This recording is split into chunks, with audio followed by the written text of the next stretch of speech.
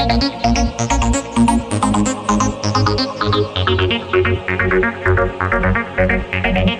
Morning दोस्तों, मैं आनंद स्वागत करता हूं आपके अपने चैनल वाईटी प्रेपर पर। तो हम लोग हिस्ट्री पढ़ रहे थे। हिस्ट्री में हमारा मौर्य वंश कंप्लीट हो चुका था और हमारा आज का अगला टॉपिक है वो है गुप्त डायनेस्टी। इससे क्वेश्चन एग्जाम में पूछे जाते हैं और बहुत अच्छे अच्छे क्वेश्चन पूछे जाते हैं। तो आपको अच्छे से ध्यान से पढ़ना है और अच्छे से नोट्स बनाते चलना। और कोई भी प्रॉब्लम हो तो आप शेयर कर सकते हैं, कमेंट बॉक्स में लिख सकते हैं। आपके हर एक डाउट को सॉल्व किया जाएगा दोस्तों। तो नोट करते चलते हैं। तो गुप्त डायनेस्टी,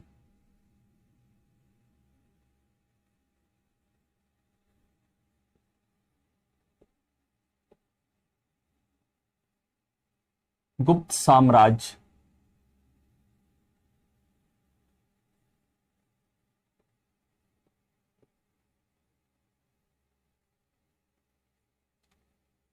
तो गुप्त साम्राज्य जो कब उद्भव हुआ था? At the end of 3rd century में हुआ था। एट द एंड ऑफ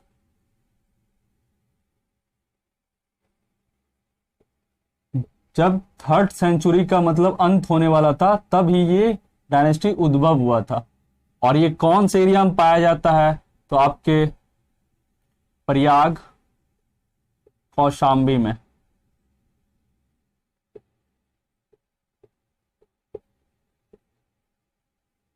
और इसको गंगा यमुना एरिया भी बोल सकते हैं।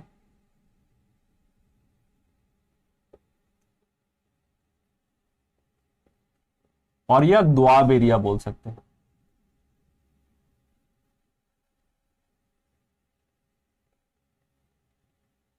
तो ये क्वेश्चन आपसे द्वाब एरिया पूछ सकता है। द्वाब एरिया के पास कौन सा डायनेस्टी था? तो गुप्त डायनेस्टी था।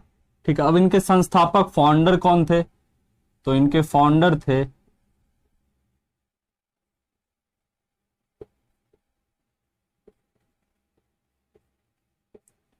तो गुप्त डायनेस्टी के फाउंडर थे श्रीगुप्त। और इन्होंने टाइटल धारण किया था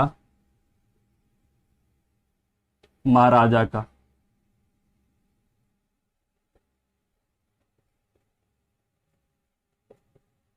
और इनका रूलिंग जो सेशन था, रूलिंग पीरियड था, कब से कब तक राज किए थे? तो रूलिंग पीरियड इनका था 240 21वीं से लेकर 280 21वीं तक। तो इतना ही, इससे ज्यादा क्वेश्चन इसमें नहीं पूछा जाता है श्रीगुप्त के बारे में। तो अब इनके उत्तराधिकारी मतलब सक्सेसर के बारे में पढ़ें। तो इनके सक्सेसर कौन थे?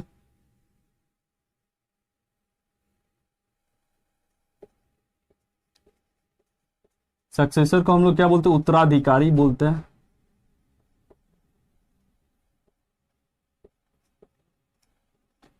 ये थे घटोत्कच। और इन्होंने भी टाइटल जो धारण किया था, महाराजा का टाइटल धारण किया था। और इनका जो रूलिंग पीरियड था, रूलिंग सेशन था,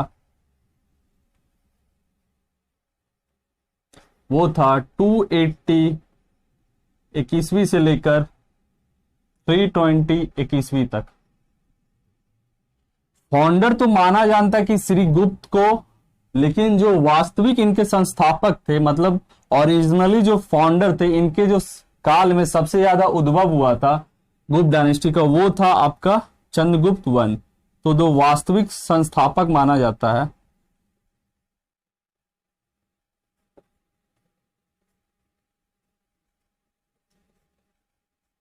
ये थे चंद्रगुप्त वन।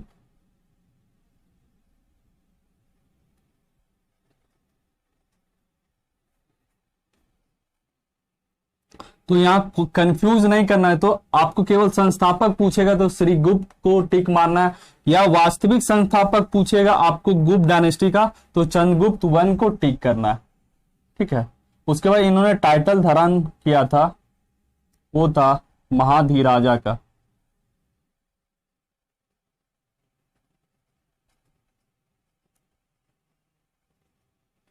अब हम इनके बारे में पढ़ेंगे क्योंकि ये ओरिजिनली मतलब संस्थापक माने जाते हैं। तो इनके बारे में क्वेश्चन पूछा जाता है। तो अच्छे से हम अब इसको एक बार आप स्क्रीनशॉट ले लीजिए, मिटा देता हूं। जितना मैं लिखवा रहा हूं दोस्तों, इससे अलग आपका कोई भी क्वेश्चन आएगा, इसी पर हर एक क्वेश्चन पूछा जाएगा, आप नोट कर लीजिए अच्छे से। और कोई प्रॉब्लम हो तो है तो आप शेयर करते रहिए।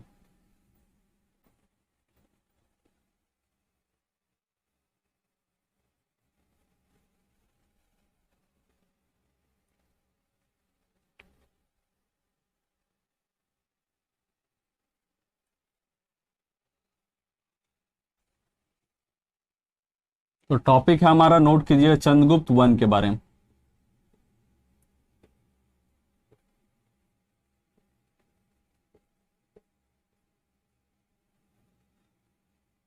इनका राज अभिषेक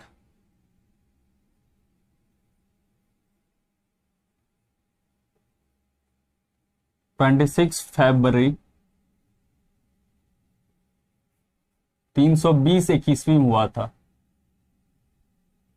और इनका जो रूलिंग पीरियड था, मतलब ये कब से कब तक राज किए थे, तो इनका रूलिंग पीरियड था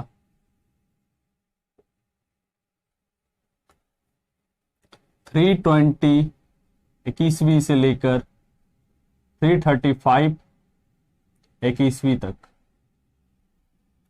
और इनके समय काल में इन्होंने एक कैलेंडर का किया था शुरुआत, तो गुप्त कैलेंडर के नाम से जाना जाता है।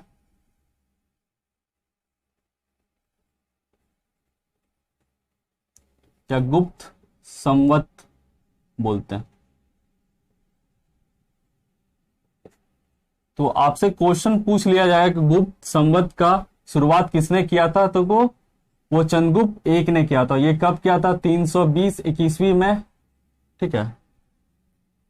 और ये किसी भी राजा के साथ मतलब जो अलायंस करते थे, तो वो क्या था? मैट्रोमोनियल अलायंस करते थे, मतलब शादी करके।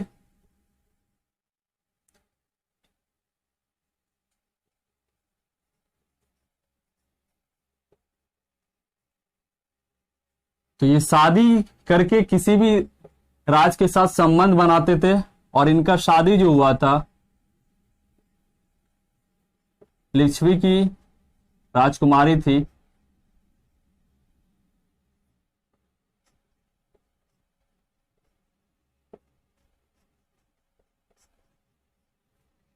इनका नाम क्या था? कुमार देवी था। इन्हीं के मतलब तो एक सिक्का चलाया गया था चंद्रगुप्त और कुमार देवी के नाम से चलाया गया था सिक्का। और ये किस चीज से बना हुआ था? गोल्ड कॉइन था। और इस कॉइन को हम लोग राजा रानी नाम से जानते हैं, राजा रानी कॉइन। तो आपसे पूछ लिया जाएगा, ये इंपॉर्टेंट पॉइंट है तो आप नोट कीजिएगा। तो राजा रॉय कॉइन किसके समय में चलाया गया? तो चंद्रगुप्त वन के समय में चलाया गया था, ठीक है। और इनका जो कैपिटल है दोस्तों, तो कैपिटल था इनका, मतलब राजधानी था, पाटलिपुत्र था।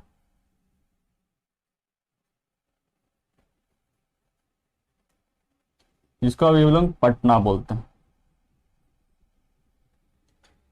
और इनके बाद इतना ही क्वेश्चन इसे पूछा नहीं जाता इससे बाहर। और इनके बाद इनका जो बेटा बनता है, कच्छ राजा बनता है।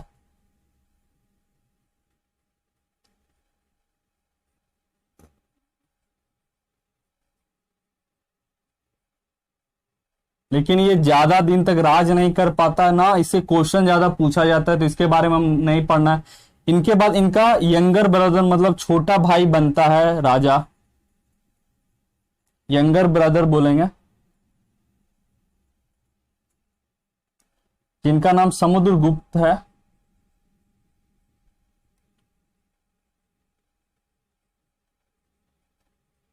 तो अब हम समुद्रगुप्त के बारे में अच्छे से पढ़ेंगे। एक बार आप स्क्रीनशॉट ले लीजिए, कोई प्रॉब्लम होता है आप शेयर कर सकते हैं।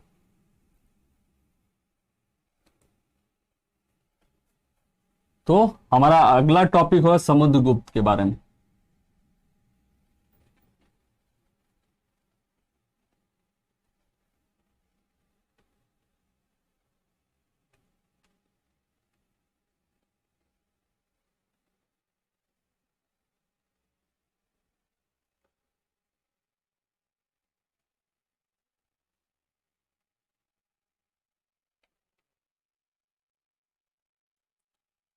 समुद्रगुप्त।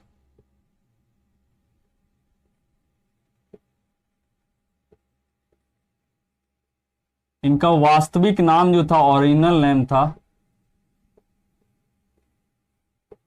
वो था चंद्र प्रकाश।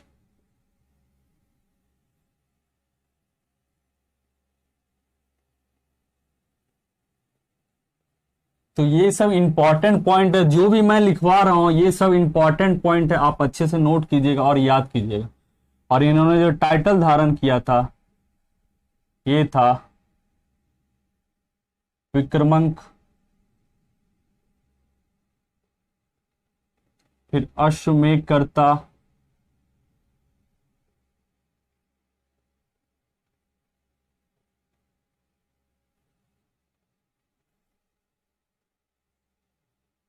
तीसरा था टिया, समुद्रा,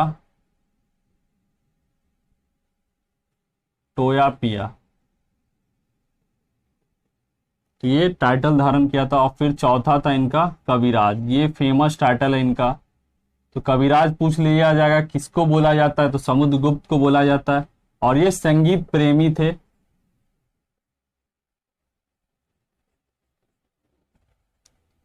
और इनको वीणा बहुत पसंद था। और इनके समय काल में गुप्त डायनेस्टी बहुत दूर तक फैला था और बहुत सारे राज को इन्होंने जीता था। कौन कौन से राज थे ये हम पढ़ेंगे अब। तो एक वर्ड या यूज किया था, प्रकाश बोधन।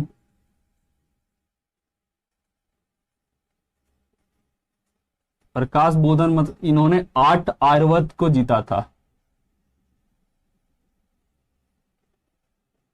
आर्यावर्त प्रांत को।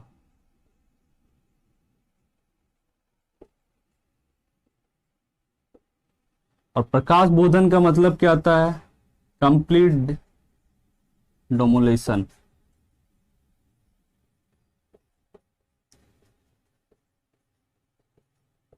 कंप्लीट डोमोलेशन का मतलब क्या होता है, पूर्ण उन्मूलन होता है।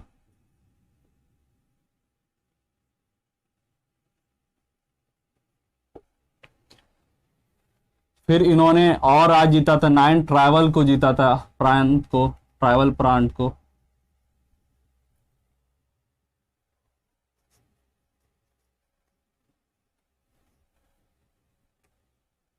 जनजाति प्रांत। और इन्होंने यहां नियम लगाया था सड़क पर, मतलब सभी को दान नियति लगा, सभी को दान देना है, कोई भी गरीब हो या अमीर हो सबको दान देना है। और इन्होंने यहाँ क्या आता है, फोर्स टू पे, जो नहीं पे करता था उसको कठिन मिलता था दंड, फोर्स टू पे टैक्सेस।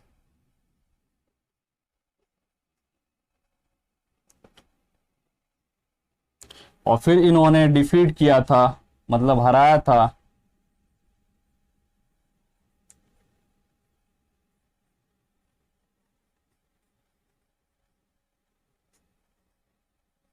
इन्होंने 12 दक्षिण प्रांत को भी जीता था।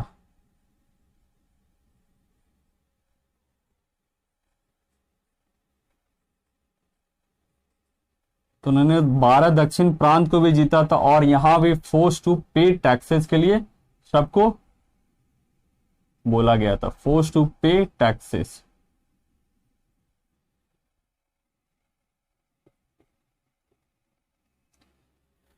ठीक है दोस्तों, और कुछ इंपॉर्टेंट पॉइंट है तो एक बार आप इसको नोट कर लीजिए, फिर आगे कुछ लिखवाता हूं, स्क्रीनशॉट ले सकते हैं आप।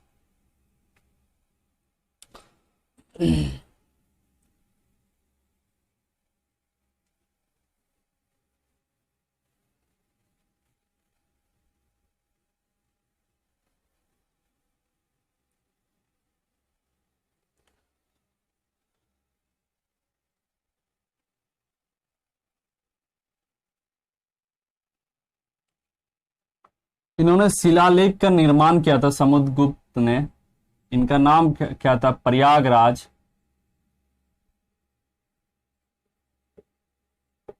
इंस्क्रिप्शन।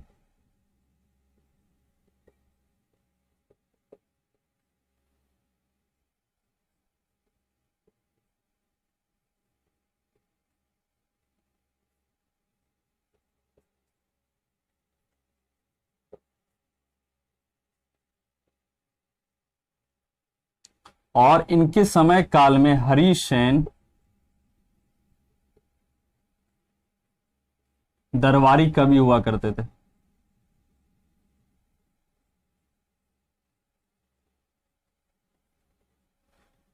तो ये भी इंपॉर्टेंट पॉइंट है, हरिसेन पूछ लिया किसके दरबारी हुआ करते थे कवि, वो थे समुद्रगुप्ता के समय में। फिर इन्होंने सबसे ज्यादा जो जोर दिया था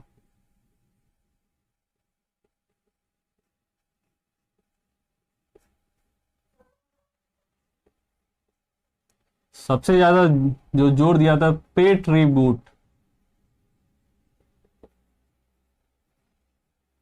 मतलब सबको दान देना है।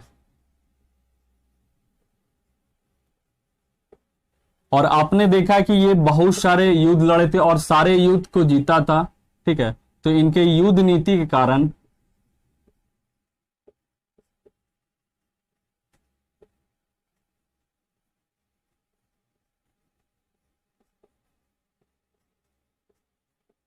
इनको बीए स्मिथ ने नेपोलियन ऑफ इंडिया कहा गया था, नेपोलियन ऑफ इंडिया, क्योंकि इन्होंने एक भी युद्ध नहीं हारा था, एक भी युद्ध नहीं हारा।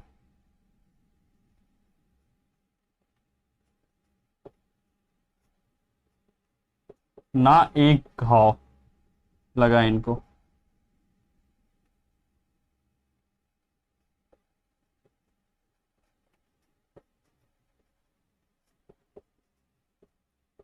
लेकिन जो नेपोलियन थे इन्होंने 3 बैटल हारा था, 3 बैटल हारा था। केवल यही थे जिन्होंने एक भी युद्ध नहीं हारा था और ना इनको एक भी घाव, इसलिए बीए स्मिथ ने इनको नेपोलियन ऑफ इंडिया कहा। और इनका जो रूलिंग पीरियड हुआ करता था, बहुत ज्यादा सालों तक ये राज किए थे, तो रूलिंग इनका पीरियड था 335। गुप्त संवत के बाद सी यूज किया करने, कॉमन ईरा का यूज करने लगा था, ठीक है, 380 सी तक, कॉमन ईरा तक। तो इनका रूलिंग सेशन है। और इनके बाद इनका मतलब एक रामगुप्ता बनता है राजा, लेकिन इनके बारे में अच्छे से मतलब बताया नहीं गया, ना इनका कुछ अच्छा मतलब साक्ष्य सबूत मिला है। रामगुप्ता राजा बनता है और इनका जो रूलिंग पीरियड माना जाता है वो 375 सी टू 380 सी तक। ये कंट्राडिक्ट करता है इसमें, तो इसी कारण ये इसके बारे में नहीं ज्यादा पढ़ा जाता है रामगुप्त के बारे में, तो इसलिए यहीं तक। समुद्रगुप्त से ज्यादा क्वेश्चन पूछा जाता है, रामगुप्त के बारे में ज्यादा पढ़ना नहीं, केवल हम वो बता रहे हैं कि आपसे कोई एक जानकारी के लिए पूछ लिया जाएगा कि समुद्रगुप्ता के बाद कौन बना था राजा था, तो रामगुप्त थे, ठीक है। अब हम पढ़ेंगे इनके मतलब इनके बाद फिर यंगर ब्रदर इनके बनते हैं जिनका नाम चंद्रगुप्त टू है।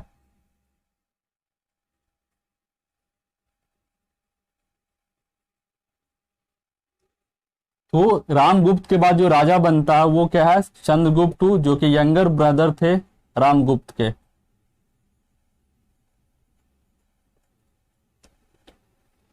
तो इतना तक आप नोट कर लिए होंगे, स्क्रीनशॉट ले लीजिए।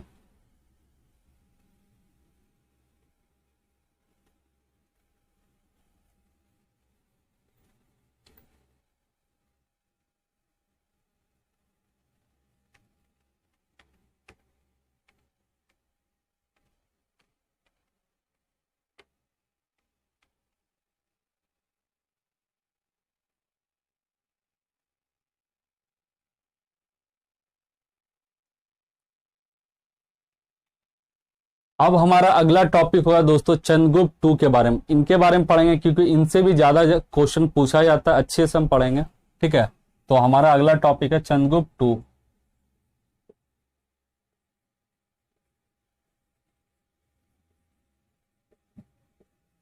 इनका ओरिजिनल नेम था, वास्तविक नाम था इनका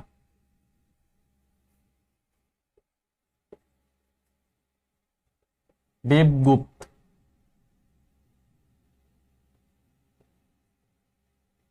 यहाँ आप कंफ्यूज नहीं होइएगा, चंद्रगुप्त 1 और चंद्रगुप्त 2 में तो यहाँ 2 लगा हुआ है और हम 2 के बारे में पढ़ रहे हैं। और इनका राज अभिषेक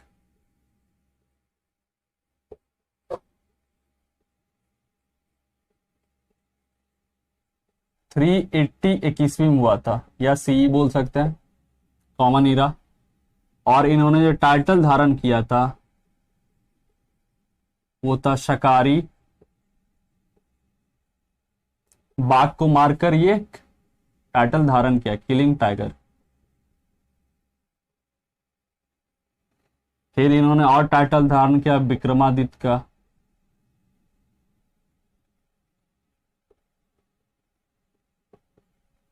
फिर अश्वमेधा पराक्रम का,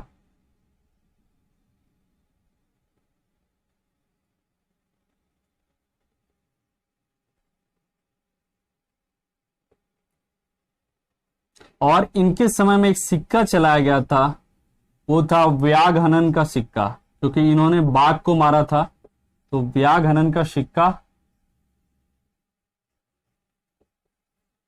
का कॉइन चलाया गया था इनके।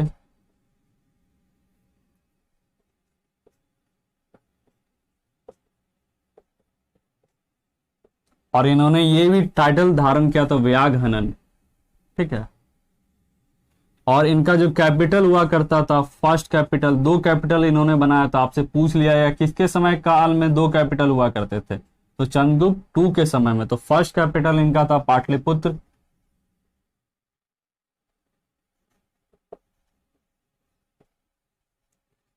और इनका जो सेकंड कैपिटल था वो था उज्जैन।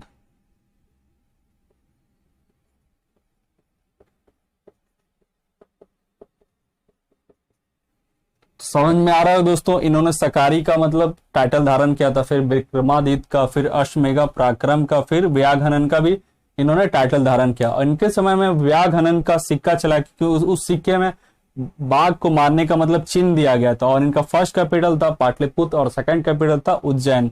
और इन्होंने मालवा और गुजरात को भी जीता था, मालवा और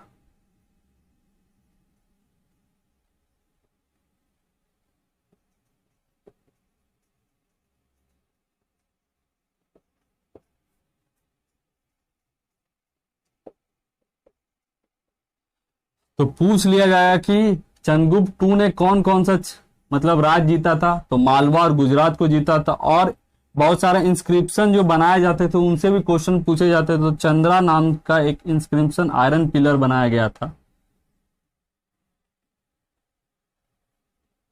जिनका नाम था महरौली आयरन पिलर। और ये कहाँ स्थित है अभी, तो कुतुब मीनार के कैंपस में।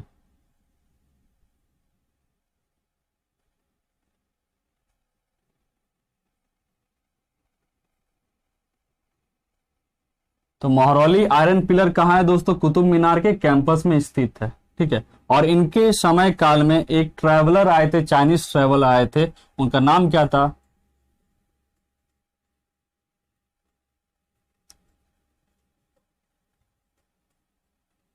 चाइनीज ट्रैवलर का नाम फाहियान था।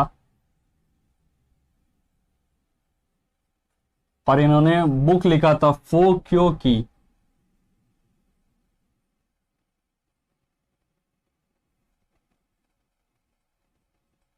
जिसमें मैं टिक मार रहा हूं दोस्तों, वो इंपॉर्टेंट पॉइंट है आपका।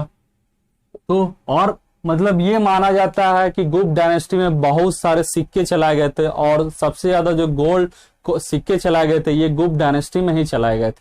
तो आज के लिए इतना ही दोस्तों, आगे फिर पढ़ेंगे जो बचा हुआ टॉपिक है उसके। तो आज के लिए इतना है दोस्तों, धन्यवाद। जो भी दोस्तों पहली बार जुड़े हुए हो पहले चैनल को सब्सक्राइब कर लें, फिर बेल आइकन को दबा दें, फिर अपने दोस्तों को शेयर कर दें और लाइक बटन को दबा दें, क्योंकि सबसे पहले आपके पास नोटिफिकेशन जाए और आप ज्यादा से ज्यादा इस वीडियो को देखें और शेयर करें। तो धन्यवाद दोस्तों, जय हिंद।